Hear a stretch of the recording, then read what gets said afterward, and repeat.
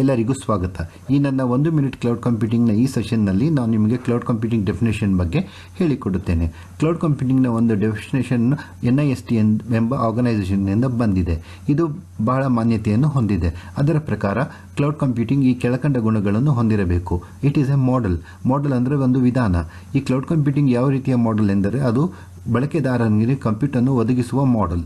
ಅದು on demand ಅಂತಂದರೆ ಅದು ಬಳಕೆದಾರ ಯಾವಾಗ ಬೇಕೆನ್ನುತ್ತಾನೋ ಆಗ ಅದು ಕಂಪ್ಯೂಟಿಂಗನ್ನು ಕೊಡಬೇಕು. ಉದಾಹರಣೆ ಹೇಳುವುದಾದರೆ ಇದು ATM ಇದ್ದಂತೆ. ನಿಮಗೆ ಬೇಕಾದಾಗ ATMಗೆ ಹೋಗಿ ನೀವು ಹಣವನ್ನು ಪಡೆದುಕೊಂಡು ಬರಬಹುದು. ಯುಬಿಕ್ವಿಟಸ್ ಅಂತಂದರೆ ಎಲ್ಲ ಕಡೆ ಸರ್ವವ್ಯಾಪಿಯಾಗಿ ಇರುವುದು. ಕನ್ವೀನಿಯಂಟ್ ಅಂತಂದರೆ ಬಳಕೆದಾರನಿಗೆ ಬಹಳ ಸುಲಭವಾಗಿ ಇದನ್ನು ಕೊಡುತ್ತದೆ. ಈಗ ನೀವು ಒಂದು ವೇಳೆ ಸಾಮಾನ್ಯವಾದ ಬ್ಯಾಂಕಿಗೆ ಹೋದರೆ ನೀವು ಹಣವನ್ನು ಪಡೆಯಲು ಒಂದು 5-6 ಆ್ಯಕ್ಷನ್ಸ್ ಮಾಡಬೇಕಾಗುತ್ತದೆ. ಅದೇ ನೀವು ATMಗೆ ಹೋದರೆ ನಿಮ್ಮ ಕಾರ್ಡನ್ನು ಸ್ವೈಪ್ ಮಾಡಿದ ಕೂಡಲೇ ನಿಮಗೆ ದುಡ್ಡು ಬಂದು ಬಿಡುತ್ತದೆ.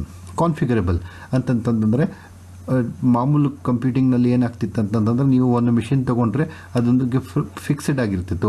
20 MB hard disk, 16 MB RAM ಹಾಗೆ. ಆದರೆ ಕ್ಲೌಡ್ ಕಂಪ್ಯೂಟಿಂಗ್ನಲ್ಲಿ ಅದು ಕಾನ್ಫಿಗರಬಲ್. ನೀವು 10 ನಿಮಿಷ ಆಗಲಿ ಅಥವಾ 10 MB ಅನ್ನಾಗಲಿ ಉಪಯೋಗಿಸಿಕೊಳ್ಳಬಹುದು. ಆ್ಯಂಡ್ ರಿಸೋರ್ಸಸ್ ಅಂದರೆ ಸಂಪನ್ಮೂಲಗಳನ್ನು. ಈ ಕ್ಲೌಡ್ ಕಂಪ್ಯೂಟಿಂಗ್ ನಿಮಗೆ ಸಂಪನ್ಮೂಲಗಳನ್ನು ಕೊಡುತ್ತದೆ.